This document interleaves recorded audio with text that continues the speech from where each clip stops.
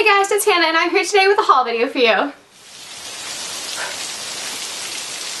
So today we're doing a haul video. Now I haven't bought all of these books all at once. I did buy a good chunk of them for my birthday, but most of them are comic books, so it's going to seem like a lot more than it is page-wise. Basically, I'm just making excuses for buying all the books I did. But this is from like an accumulation of like beginning of February till now. Let's just get on into it. So first up we have Adventures of Sherlock Holmes. Now, if you guys might know, my cats are named Sherlock and Watson. I have never actually read a Sherlock Holmes book. I loved the BBC network production, and I love the movies, and I love the idea of it, and I love Sherlock's mindset. Anyway, I just really need to read a book. So it's a really, really pretty cover. I haven't even opened it up yet, but it's the bound in leather, and it's got like the silver pages, and it's just gorgeous. So I'm actually excited to read this because I really do love the idea of Sherlock Holmes, so hopefully I like this much as I love all the other different medias of this story. Next up, I was in Barnes & Noble. Most of these are from Barnes & Noble, let's be real. I have a Barnes & Noble membership, and so I like love buying stuff on Amazon, but I get 10% or whatever the Barnes & Noble membership is, and I get it right now and it's instant gratification, so you know, can't help myself. I've watched a lot of videos about this comic series, and I've been recommended to a lot, and y'all know I'm Marvel trash. So I saw these and they were autographed, and I was like, done, I'm doing it. And I was like hesitant on getting the second one, but Trevor was like, yo, you will love these are hilarious, get both of them. It is The Unbeatable Squirrel Girl, and they're both autographed. The author must have come to the Barnes & Noble because there's a lot of autographs, copies of these sitting there, and I was like, yes! So I actually haven't even looked at the autograph. Oh yes, I have, because they even drew like a little squirrel. How cute is that? So I'm really excited to get to these. I do know that she is like super badass, but even though she's like Squirrel Girl who controls squirrels, but she's super badass and strong because she has like the might of squirrels. I'm excited to get to these. I think they're gonna be fun and very entertaining read. This entire haul video is gonna be kind of like all over the place. So this is another one that was like spur of the whim. I found this at Target, and if you guys didn't know, like one of my guilty pleasures to read about is weddings. So, Daughters of the Bride, and again, this is signed by author, but I was like more intrigued by the cover art and about the premise than I was about the signed by author, but I am a sucker. We've talked about this, so, you know, there's the author signature. So this is, I love stories that have the mom being the bride and the daughters like being bridesmaids and dealing with their mom and having their mom like fall in love and they are experiencing all of that. I love that trope, and so I saw this and I'm like, yes, I need it, because I've read a couple of books of that trope and I love it, and I think it's just a cute, endearing story, and I am excited to pick this one up. I just think it'll be a fun, cute, like definitely like springy, summery read that's going to be lighthearted, and I think I'm going to enjoy this one. Next is another series that I have watched a lot of videos recommending this series to people, and it sounds really good. So it is Lumberjanes Volume 1. I better go, yeah, okay, Volume 1. And this sounds really cool. They're kick-butt females that are basically like in camp, and oh my gosh, it says beware of the kitten Holly. Cute. And I've heard that there is like a gay romance in this that I am all about reading because I love that. And so I'm really excited to pick this one up. I think it's gonna be cute, and the art style is adorable. Like, totally reminds me of like 90s cartoons, and I'm all about revisiting that, and I'm just excited because this has gotten a lot of good reviews. Look at how cool the cover is too. I don't know if you guys can kind of see it, but it's like a little bit shiny, and it's like, you can feel it. I'm excited to get to this one. Moving on with more video. I watch a lot of YouTube, guys, like a lot of booktube, and I am like, I just jot down recommendations, and it's been very dangerous. I highly do not recommend, because you'll come home with a crap ton of books. So we've got Alex and Ada, and this is all about an AI who, like, I think there's a romance with an AI, and I love that. It's like very nerdy, and I'm excited for this one, and it's has really good reviews as well. So it says, the last thing in the world Alex wanted was an X5, the latest in realistic androids, but after Ada is dropped into his life, he discovers she is more than just a robot. Yes, please. Like, robots and romance. Yes. Next up, I picked up Stalking Jack the Ripper by Kira Maniscalco. Oh, holy, wow, that was a mistake to try to pronounce that name. Carrie Maniscalco? Please tell me how to say it down below. I suck at that. But as soon as I saw this one come out a while ago, I was like, oh, love it. So, Jack the Ripper was obviously a serial killer in London, and it's stalking Jack the Ripper, like a badass girl like, yes. Okay. So I'm going to read the back to you because it's going to make way more sense than my incoherent babbling. It says, he murdered women in cold blood. He terrorized an entire city. He taunted those of us who hunted him down. But despite all these horrors in the end, I could not deny it. I was a girl who loved the Ripper. So it's like a romance gone bad, but it's like, oh, I'm excited for this. And, oh, I totally blanked on her name. I know her name is Megan. I'm going to leave it down below. I'm sure I'll remember halfway through the video and be like, that was her name on YouTube. Anyway, on Twitter, she was, like, talking about this, and she was like, as she was reading it, and it made me, like, even more hyped for it, and I was like, okay, I have to buy it, because she was enjoying it halfway through the book. I don't remember if she actually did fully enjoy it at the end, but I remember her, like, midway through a review on Twitter about it. That's really gonna bother me. I apologize, Megan. I know your name. And I can picture her. She's got dark hair. She's friends with Allie, the little librarian, but I just can't remember her name. Ugh. Don't you hate that? Moving on, the next one I picked up was The Gauntlet. We just happened to find this when we were shopping at Costco. I love the Costco aisle. It's great. They have cheap books there. Anyways, so it's The Gauntlet. So if you guys recall, where's those at?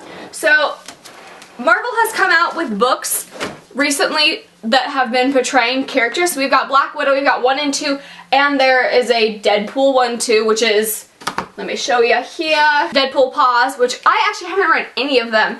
Trevor's been really into them, so he really wanted this one. But Iron Man is one of my favorite Marvel characters because I love his, like, sass. So I am excited to read about this, and it says, how invincible is Tony Stark when he's stripped of everything, including his Iron Man suit.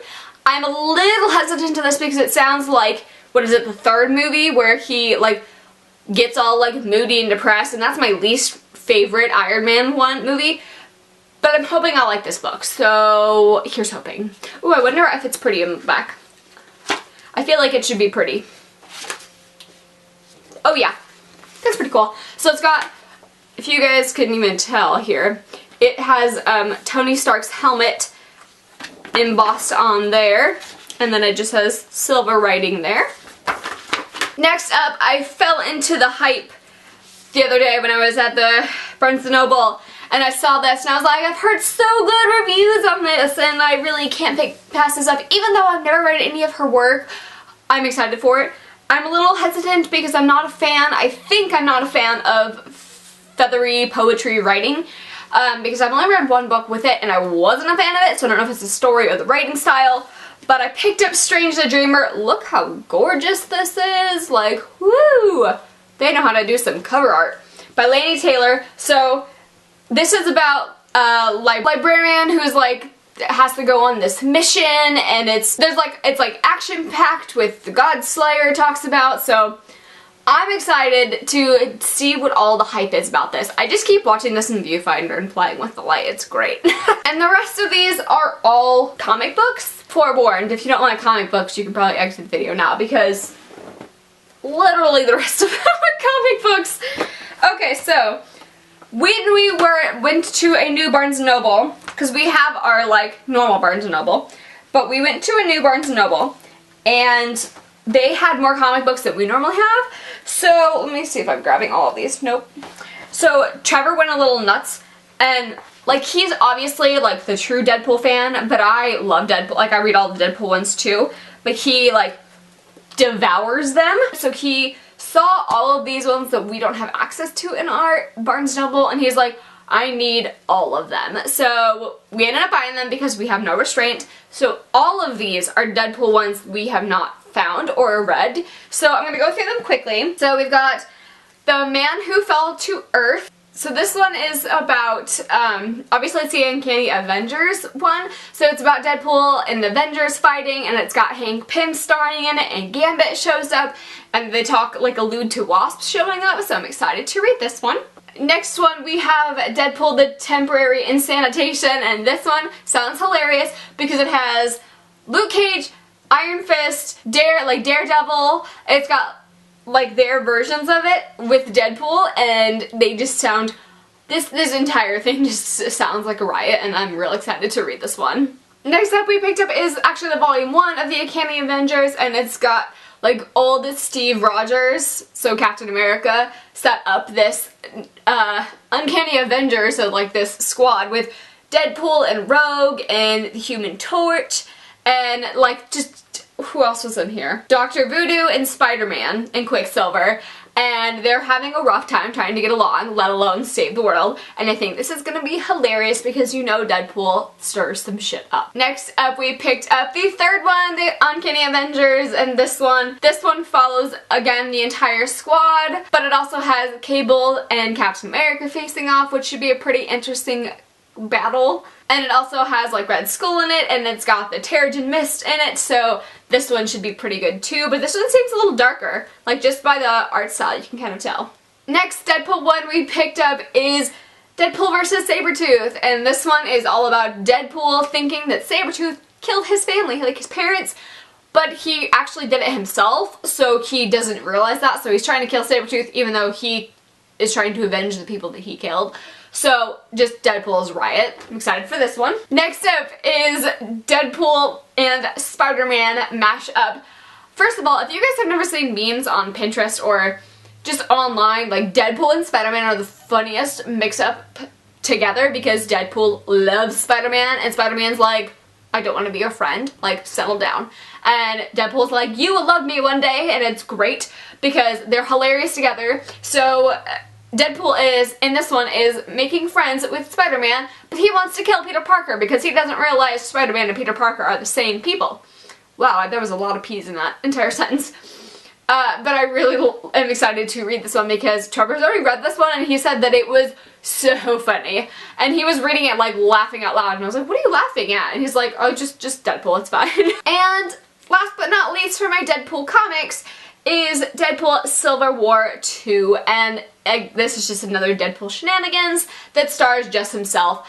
Obviously you have some mix-ups with this, but it's mainly just him in this one. So I'm excited to get to all of these Deadpool comics because they are all great. If you guys haven't read Deadpool comics, I highly recommend them, but I will say they are definitely not PG. With obviously Deadpool shooting and stuff, it's definitely a more mature audience. And these last ones are not Deadpool related because we got all the Deadpool ones out of the way, but this is Gwenpool. So Gwenpool, this is volume 2. I picked up the first one on a whim and I really enjoyed it. So I really thought Gwenpool and Deadpool, so it was Gwenpool was Gwen Stacy and Deadpool mixed together. It's not. So Gwenpool is a comic book lover that she jumps into a comic book and she is like, oh, I'm in a comic book, I'm invincible. So she thinks that she is not going to be able to die just like Deadpool. But really she just gets away with a lot of lucky chances.